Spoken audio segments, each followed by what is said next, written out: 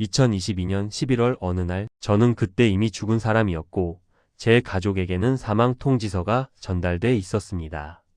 왜 경호원은 살아있으면서 죽은 사람이 되어야 했을까요? 왜 그들은 가족까지 지워버렸을까요? 이유를 아시겠는지요?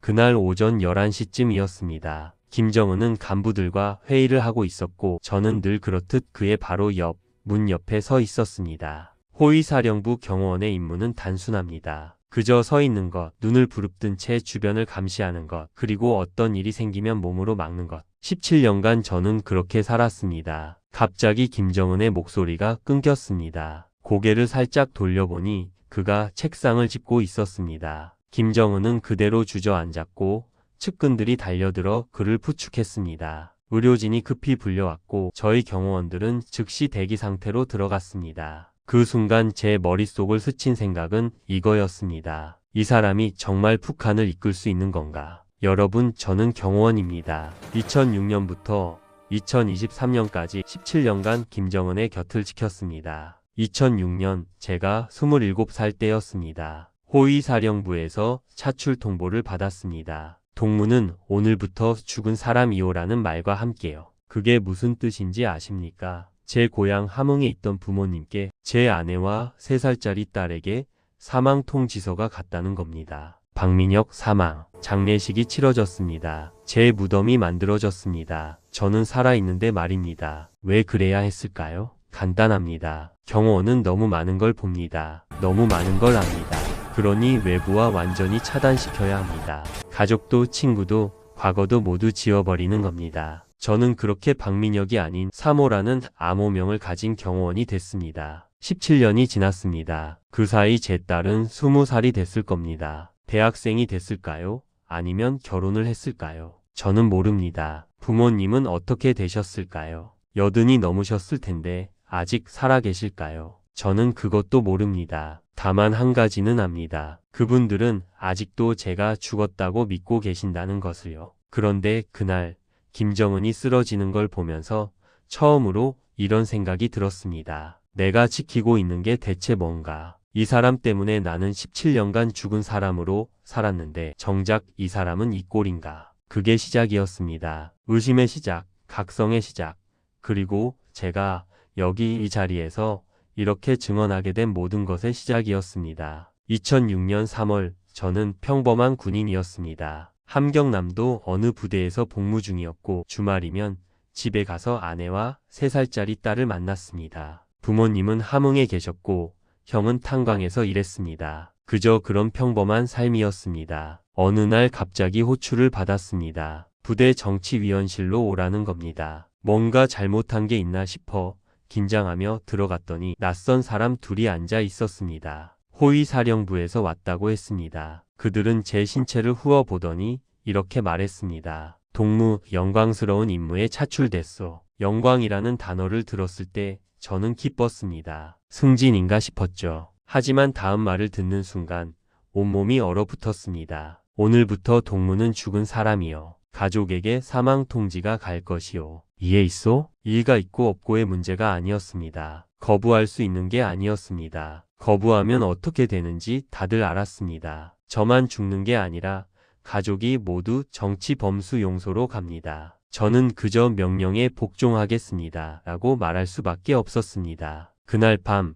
저는 트럭에 실려 어딘가로 이송됐습니다. 평양 근처 산속이었습니다. 호위사령부 훈련소. 그곳에서 저는 처음으로 깨달았습니다. 아, 나는 정말 죽은 거구나. 같이 차출된 사람들이 30명쯤 됐습니다. 모두 20대 후반에서 30대 초반, 키가 180cm 이상, 체격이 건장한 사람들이었습니다. 교관이 첫날 이렇게 말했습니다. 너희는 오늘부터 이름이 없다. 가족도 없다. 과거도 없다. 오직 수령님만 있을 뿐이다. 훈련은 상상을 초월했습니다. 새벽 5시에 일어나 밤 11시까지 쉬는 시간은 식사 때 30분 뿐이었습니다. 가장 끔찍했던 건 정지 자세 훈련이었습니다. 4시간 꼼짝 않고 서 있는 겁니다. 눈도 깜빡이면 안 됩니다. 누군가 쓰러지면 그 자리에서 걷어차고 정신 차리라고 소리쳤습니다. 격술 훈련은 더 심했습니다. 실전처럼 싸우는 겁니다. 피가 나도 뼈가 부러져도 계속했습니다. 어떤 동료는 갈비뼈가 3대 부러졌는데도 입 다물고 견뎠습니다. 아파하거나 약한 모습 보이면 바로 탈락이고 탈락하면 어디로 가는지 아무도 몰랐습니다. 소문으로는 총살당한다고 했습니다. 사격 훈련은 실탄으로 했습니다. 움직이는 표적, 어둠 속 표적, 근접 사격까지 100발백중이 아니면 통과할 수 없었습니다. 저는 운이 좋았습니다. 군 복무 때 사격을 잘했거든요. 하지만 못하는 동료들은 밤새 혼자 연습해야 했습니다. 석 달이 지나자 30명 중 18명만 남았습니다. 나머지는 다 어디로 갔는지 몰랐습니다. 저는 살아남았습니다. 그리고 정식 경호원이 됐습니다. 암호명 3호를 받았습니다. 이제 저는 박민혁이 아니었습니다. 그 시간 동안 함흥에서는 제 장례식이 치러지고 있었을 겁니다. 부모님은 아들을 잃고 통곡하셨을 테고 아내는 과부가 됐을 겁니다. 3살 딸은 아빠가 없다는 걸 이해나 했을까요?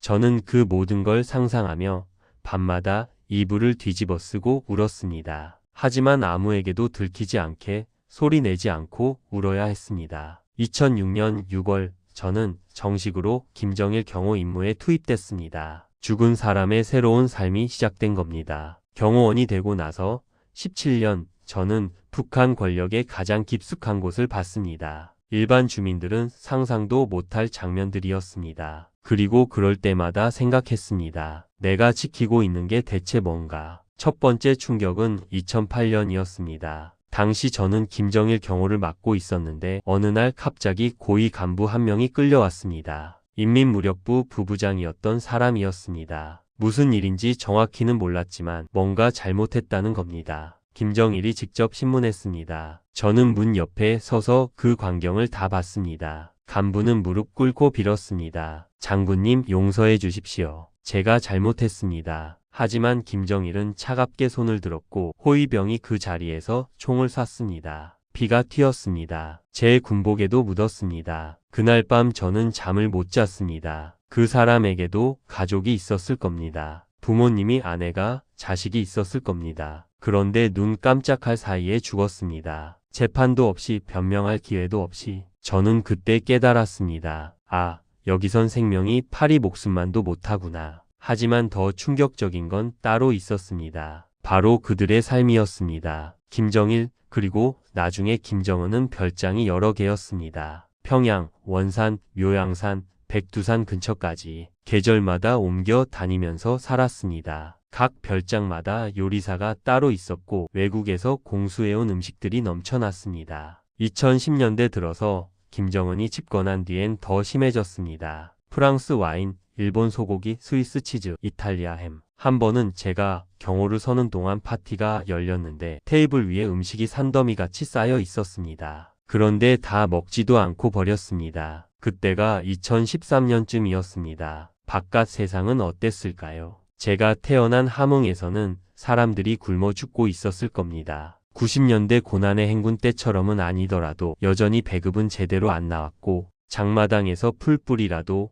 사 먹어야 하는 사람들이 수두룩했습니다. 그런데 여기선 음식을 버리고 있었습니다. 더 견디기 힘든 건 그들의 위선이었습니다. 낮에는 인민을 위한다며 연설하고 밤에는 술판을 벌였습니다. 여자들을 불러 춤을 추게 하고 노래를 부르게 했습니다. 기쁨조라고 들어보셨습니까? 예쁜 여자들을 뽑아서 수령을 즐겁게 해주는 조직입니다. 저는 그 모습을 수없이 봤습니다. 2018년에는 또 다른 숙청을 목격했습니다. 이번엔 당 간부였습니다. 김정은이 직접 권총으로 쐈습니다. 이유는 간단했습니다. 보고를 잘못했다는 겁니다. 단지 그것뿐이었습니다. 보고 내용이 마음에 안 들었다고 사람을 죽였습니다. 저는 그 옆에 서서 아무 표정도 짓지 못하고 지켜봤습니다. 경호원은 로봇이어야 합니다. 감정을 드러내면 안 됩니다. 충격을 받아도 티 내면 안 됩니다. 저는 얼굴 근육 하나 움직이지 않고 서 있었습니다. 하지만 속으로는 토할 것 같았습니다. 17년이 지나면서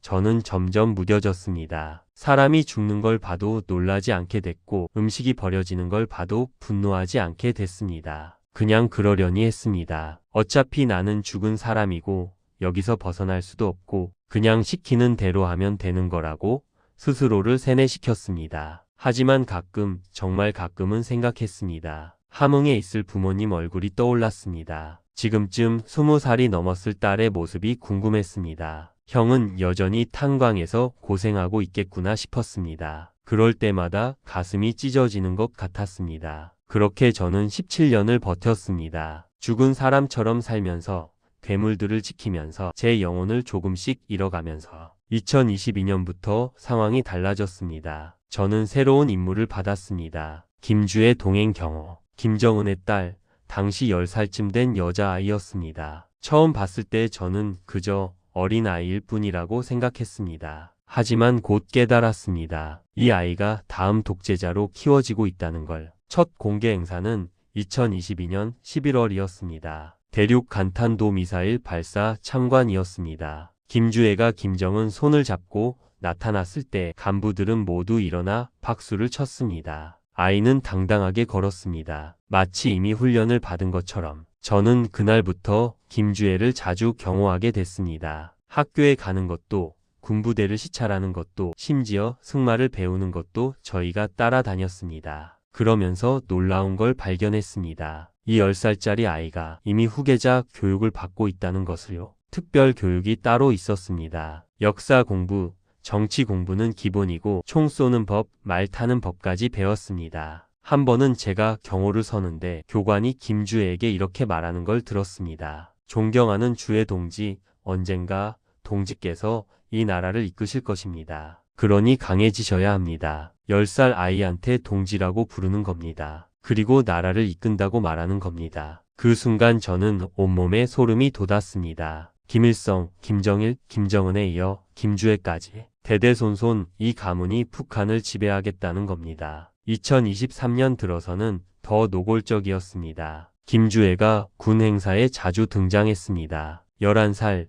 12살 아이가 군복을 입고 장성들 앞에 섰습니다. 장성들은 허리를 굽혀 인사했습니다. 존경하는 주의 동지라고 부르며 말입니다. 저는 그 모습을 보며 절망했습니다. 제 딸도 비슷한 나이였습니다. 20살쯤 됐을 제 딸은 뭘 하고 있을까요? 대학에 갔을까요? 아니면 일을 하고 있을까요? 배는 제대로 먹고 있을까요? 저는 아무것도 몰랐습니다. 딸의 얼굴조차 제대로 기억나지 않았습니다. 3살 때 모습만 어렴풋이 떠올랐습니다. 그런데 여기서는 비슷한 나이의 아이가 미래의 독재자로 키워지고 있었습니다. 제대로 된 어린 시절도 없이 친구들과 뛰어놀 기회도 없이 그저 권력을 물려받기 위해 훈련받고 있었습니다. 그것도 이상하게 느껴졌습니다. 이 아이도 피해자가 아닌가 싶었습니다. 하지만 동시에 분노가 치밀었습니다. 이 체제는 끝이 없구나. 김주애가 집권하면 또 몇십 년을 이 지옥이 계속되는 거구나. 제 딸의 아이들, 그러니까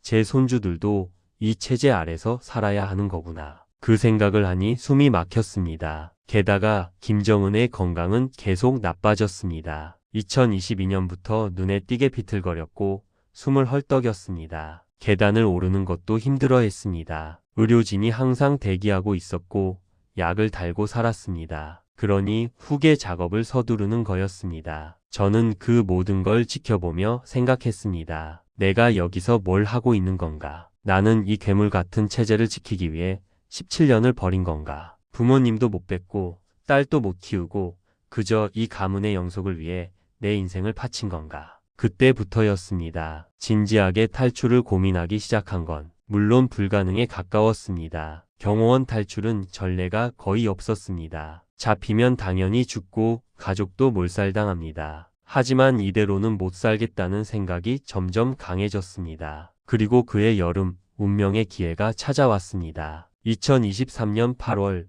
저는 마지막 임무를 받았습니다. 김정은의 함경남도 현지지도 경호였습니다. 함경남도, 제 고향이 있는 곳이었습니다. 17년 만에 함흥 땅을 밟게 된 겁니다. 출발 전날 밤, 저는 잠을 이룰 수 없었습니다. 부모님은 어떻게 되셨을까? 80이 넘으셨을 텐데 아직 살아 계실까? 형은 여전히 탄광에서 일하고 있을까? 그리고 무엇보다 제 무덤은 어디 있을까? 그런 생각들이 머릿속을 떠나지 않았습니다. 8월 15일 우리는 함흥에 도착했습니다. 김정은은 트랙터 공장을 시찰했고 저는 늘 그랬듯이 그의 2m 뒤에서 경호를 섰습니다. 하지만 제 눈은 자꾸 밖을 향했습니다. 차장 밖으로 보이는 함흥거리, 성천강, 익숙한 건물들. 시찰이 끝나고 차량 행렬이 움직이기 시작했습니다. 숙소로 가는 길이었습니다. 그런데 갑자기 차가 제가 어릴 적 살던 동네 근처를 지나갔습니다. 성천강변이었습니다. 저는 숨이 멎는 줄 알았습니다. 거기 강변을 따라 걷는 늙은 부부가 보였습니다. 너무 멀어서 얼굴은 보이지 않았지만 뭔가 이상하게 익숙했습니다. 혹시 저분들이 아닐 겁니다. 부모님이시라면 이미 80이 넘으셨을 텐데. 하지만 제 가슴은 미친 듯이 뛰었습니다. 차는 그냥 지나갔습니다. 저는 뒤를 돌아볼 수도 없었습니다. 경호원은 앞만 봐야 하니까요. 하지만 그 짧은 순간 제 눈에 눈물이 맺혔습니다. 17년 만에 처음 흘리는 눈물이었습니다. 그날 밤 숙소에서 저는 결심했습니다. 이제는 정말 나가야겠다. 이대로 살 수는 없다. 부모님이 살아계시든 돌아가셨든 제 무덤 앞에라도 가봐야겠다. 살아있는 제가 죽은 제 무덤에 절을 하고 싶었습니다. 함흥에서 이틀을 더 머물렀습니다. 그 이틀 동안 저는 주변을 유심히 관찰했습니다. 국경까지의 거리, 경비 상황, 탈출 가능한 루트, 경호원이라는 직책 덕분에 저는 일반인들은 절대 알 수 없는 정보들을 알고 있었습니다. 국경 경비대의 교대 시간, 감시가 허술한 구간, 뇌물을 받는 간부들의 명단까지. 평양으로 돌아온 뒤 저는 본격적으로 준비하기 시작했습니다. 돈이 필요했습니다. 경호원은 월급이 좋은 편이었고 17년 동안 모은 돈이 있었습니다. 쓸 데도 없었으니까요. 그 돈을 조금씩 빼냈습니다. 다음은 정보였습니다. 중국으로 넘어가는 방법, 중국에서 한국으로 가는 루트, 경호 업무 중에 외국 정보를 다루는 부서 사람들과 접촉할 기회가 있었습니다. 술자리에서 슬쩍 물어보곤 했습니다. 요즘 탈북자들이 어떤 루트로 가냐고, 중국 공안이 어느 지역을 중점 단속하냐고. 한 달 동안 준비했습니다. 그러다 기회가 왔습니다. 9월 중순 다시 함경도 지역 경호 임무가 떨어진 겁니다. 이번엔 청진이었습니다. 청진은 두만강하고와 가깝습니다. 국경까지 불과 50km. 출발 전날 저는 평양 숙소에서 마지막 밤을 보냈습니다. 17년 동안 살아온 이 생활이 끝나는 겁니다. 성공하면 자유를 얻지만 실패하면 죽습니다. 그리고 제가 탈출한 사실이 알려지면 함흥에 있을 형에게 피해가 갈 겁니다. 조카들도 위험할 겁니다. 하지만 돌아갈 수는 없었습니다. 이대로 살다가는 제 영혼이 완전히 죽어버릴 것 같았습니다. 부모님 산소에라도 가서 아들 왔습니다 라고 말하고 싶었습니다. 딸이 어떻게 살고 있는지 알고 싶었습니다. 진짜 사람으로 살고 싶었습니다. 9월 15일 저는 청진으로 출발했습니다. 그게 제 마지막 경호 임무였습니다. 2023년 9월 18일 밤 11시 저는 두만강변에 서 있었습니다. 경호원 제복을 입은 채로 가슴에는 권총이 있었고 주머니에는 돈과 간단한 신분증이 들어 있었습니다. 뒤에는 북한이, 앞에는 중국이 있었습니다. 그날 오후까지 저는 김정은을 경호했습니다. 청진의 한 공장을 시찰하는 자리였습니다. 김정은은 노동자들에게 더 열심히 일하라고 연설했고 저는 그 옆에 서 있었습니다. 그게 제가 경호원으로서 한 마지막 일이었습니다. 저녁 7시 일정이 끝나고 숙소로 돌아왔습니다. 저는 평소처럼 경호 교대를 섰습니다. 밤 9시에 교대가 끝나면 다음날 아침까지 자유시간이었습니다. 그게 제 기회였습니다. 9시 정각 저는 교대를 했습니다. 동료에게 먼저 들어가 쉬겠다고 말했습니다. 숙소로 들어가는 척하다가 뒷문으로 빠져나왔습니다. 미리 숨겨둔 민간인 옷으로 갈아입었습니다. 하지만 경호원 신분증은 챙겼습니다. 만약 국경 경비대에 걸리면 이걸로 뇌물을 주거나 위협할 생각이었습니다. 택시를 잡았습니다. 기사에게 국경 근처 친척집에 간다며 돈을 많이 줬습니다. 기사는 의심스러운 눈빛이었지만 돈을 보고는 입을 다물었습니다. 1시간을 달렸습니다. 국경에서 5km쯤 떨어진 곳에서 내렸습니다. 거기서부터는 걸었습니다. 어둠 속을 걸어 두만강으로 갔습니다. 9월 중순이라 물이 많지 않았습니다. 미리 조사해둔 곳이었습니다. 경비가 가장 허술한 구간이었습니다. 하지만 심장은 터질 듯 뛰었습니다. 경호원 탈출은 전례가 거의 없는 일이었습니다. 잡히면 끝입니다. 공개 처형은 기본이고 함흥에 있을 형과 조카들도 정치 범수 용소로 갈 겁니다. 하지만 돌아갈 수는 없었습니다. 밤 11시 저는 강으로 내려갔습니다. 물에 발을 담그는 순간 온몸이 떨렸습니다. 차가웠습니다. 하지만 추위 때문만은 아니었습니다. 공포 때문이었습니다. 천천히 걸었습니다. 물이 허리까지 차올랐습니다. 강 한가운데쯤 왔을 때 불빛이 보였습니다. 순찰대였습니다. 저는 숨을 죽이고 물속에 몸을 낮췄습니다. 입까지 물에 잠겼습니다. 9월인데도 물은 얼음장 같았습니다. 불빛이 지나갔습니다. 저는 다시 움직였습니다. 중국 쪽 강둑이 보였습니다. 조금만 더, 조금만 더. 저는 이를 악물고 걸었습니다. 발이 돌에 걸려 넘어질 뻔했지만 참았습니다. 소리 내면 안 됐습니다. 마침내 중국 땅을 밟았습니다. 하지만 안심할 수 없었습니다. 중국 공안도 탈북자를 잡아 북한으로 송환합니다. 특히 경호원 출신이라는 게 알려지면 북한에서 대대적인 수색 작전을 벌일 겁니다. 저는 미리 알아둔 조선족 마을로 갔습니다. 새벽 2시쯤 도착했습니다. 어느 집 문을 두드렸습니다. 미리 연락한 사람이었습니다. 목사님이었습니다. 탈북자들을 돕는 지하 조직이었습니다. 문이 열렸습니다. 50대쯤 되어 보이는 남자가 저를 안으로 끌어당겼습니다. 어서 들어오세요. 안전합니다. 그 말을 듣는 순간 저는 그 자리에 주저앉았습니다. 다리에 힘이 풀렸습니다. 17년 만에 처음으로 저는 자유로운 몸이 됐습니다. 죽은 사람이 아니라 살아있는 사람이 됐습니다. 하지만 기쁨보다는 두려움이 더 컸습니다. 이제부터가 진짜 시작이었습니다. 북한에서는 제 탈출 사실을 곧 알게 될 것이고 전국에 수배령이 내려질 겁니다. 그리고 함흥에 있을 제 형에게 국가보위부가 찾아갈 겁니다. 목사님이 따뜻한 물을 줬습니다. 저는 벌벌 떨면서 그 물을 마셨습니다. 그리고 생각했습니다. 형님 미안합니다. 조카들 미안합니다. 하지만 이렇게라도 살아야 했습니다. 다음 날부터 저는 숨어 지내야 했습니다. 중국에서 그리고 나중에 한국에서도. 중국에서의 한 달은 악몽 같았습니다. 목사님 댁 지하실에 숨어 지냈습니다. 밖에 나갈 수 없었습니다. 중국 공안이 수시로 단속을 했고 특히 북한에서 경호원 탈출 소식이 퍼지면서 더 심해졌습니다. 목사님이 말씀하시길 북한에서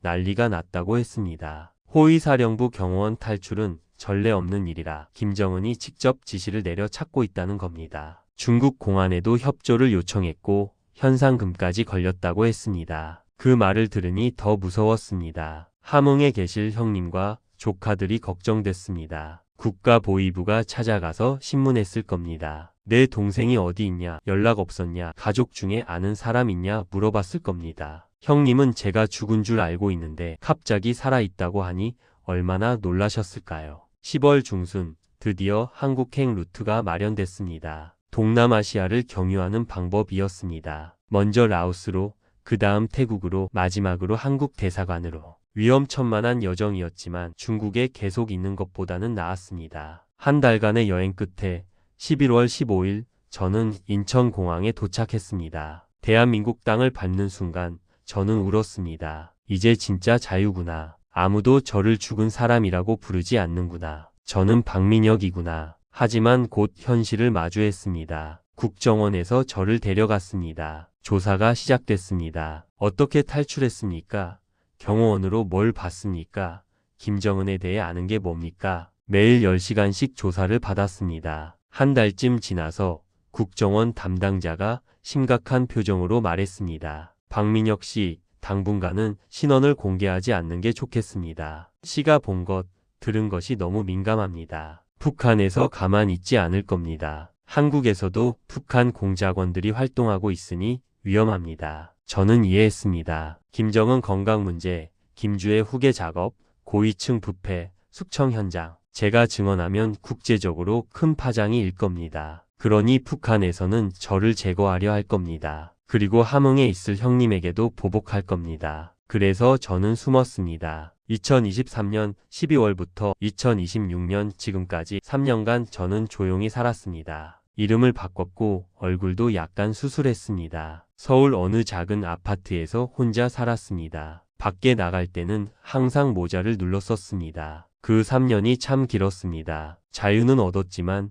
진짜 자유는 아니었습니다. 여전히 두려움 속에 살았습니다. 밤에 누가 문을 두드리면 깜짝 놀랐고 낯선 사람이 저를 쳐다보면 혹시 북한 공작원인가 싶어 피했습니다. 하지만 가장 고통스러운 건 죄책감이었습니다. 국정원을 통해 소식을 들었습니다. 제 형님이 국가보위부에 끌려가 조사받았다고요. 일주일 동안 고문당하다시피 했다고요. 다행히 죽지는 않았지만 직장에서 쫓겨나고 감시 대상이 됐다고요. 조카들도 피해를 봤습니다. 대학에 가려던 큰 조카는 성분이 나빠져서 못 갔다고요. 작은 조카는 직장에서 해고됐다고요. 모두 제 탓이었습니다. 제가 탈출한 탓에 그들이 고통받고 있었습니다. 부모님은 어떻게 되셨을까요? 국정원에서도 확인해 줄 수 없었습니다. 제가 탈출하기 전에 이미 돌아가셨을 가능성이 크다고 했습니다. 80을 넘기신 분들이니 자연사 하셨을 거라고요. 하지만 확실하지 않았습니다. 혹시 제 탈출 소식을 듣고 충격받아 돌아가신 건 아닐까요? 그리고 제 딸, 이제 20살이 넘었을 겁니다. 어떻게 생겼을까요? 결혼은 했을까요? 아이는 있을까요? 저는 아무것도 몰랐습니다. 다만 상상만 했습니다. 밤마다 딸 생각을 하며 울었습니다. 3년이 지났습니다. 국정원에서 이제는 괜찮다고 했습니다. 북한에서도 제 추적을 포기한 것 같다고요. 형님과 조카들도 더 이상 조사받지 않는다고요. 그래서 저는 결심했습니다. 이제는 말해야겠다고. 북한 주민들이 알아야 합니다. 그들이 목숨 걸고 섬기는 게 누구인지, 그 체제가 얼마나 썩었는지 진실을 알아야 합니다. 2026년 1월 지금 이 순간 저는 여러분께 이 이야기를 전합니다. 3년을 숨어 지낸 끝에 이제는 말할 때가 됐다고 생각했습니다. 북한 주민들이 그리고 전 세계가 알아야 한다고 생각했습니다. 한국에 온 지 2년 하고도 2달이 지났습니다. 이제야 저는 진짜 자유가 뭔지 조금씩 알아가고 있습니다. 처음 한국에 왔을 때 가장 놀랐던 건 편의점이었습니다. 밤 12시에도 문을 열고 먹고 싶은 걸 마음대로 살 수 있다는 게 신기했습니다. 북한에서는 상상도 못할 일이었습니다. 인터넷도 놀라웠습니다. 집에서 컴퓨터를 켜면 세계 어디든 볼 수 있었습니다. 북한 소식도 찾아볼 수 있었습니다. 김정은이 뭘 하고 있는지, 김주애가 어떻게 지내는지 모두 볼 수 있었습니다. 북에서는 금지된 정보들이었습니다. 마트에 갔을 때도 충격받았습니다. 물건이 산더미같이 쌓여 있고 사람들이 마음대로 골라서 샀습니다. 쌀, 고기, 과일, 채소 뭐든지 있었습니다. 북한 장마당과는 차원이 달랐습니다. 처음에는 너무 많아서 뭘 사야 할지 몰라서 한참 서 있었던 기억이 납니다. 하지만 적응이 쉽지만은 않았습니다. 말투가 달랐습니다. 북한에서는 동물하고 부르는데 여기서는 씨라고 부릅니다. 음식 맛도 달랐습니다. 북한 음식이 더 짜고 단순하다면 남한 음식은 다양하고 복잡했습니다. 처음에는 배탈도 자주 났습니다. 사람들과 어울리기도 어려웠습니다. 제 과거를 말할 수 없었으니까요. 어디서 왔어요? 라고 물으면 함흥에서 왔습니다. 라고만 말했습니다. 가족은요?